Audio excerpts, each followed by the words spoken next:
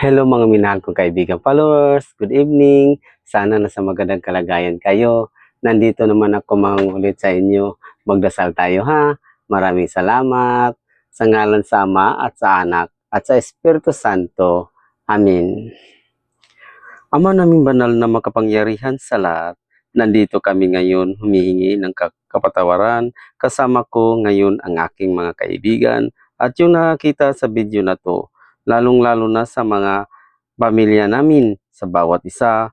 Panginoon, huwag mo po kami pababayaan sa oras at sa mga minuto, lagi mo kaming gabayan. Tulungan mo po kaming makapagdulot ng aliw at ginhawa sa may mga sakit at sa mga malalapit ng sumakabilang buhay, makapagbigay ng pag-asa sa mga duga at walang hanap buhay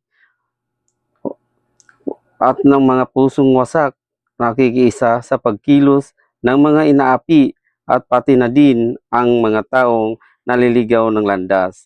Panginoon, ikaw lang talaga ang pag-asa namin dahil ikaw lang ang may pagkakayahang lumutas sa aming inaakay na problema.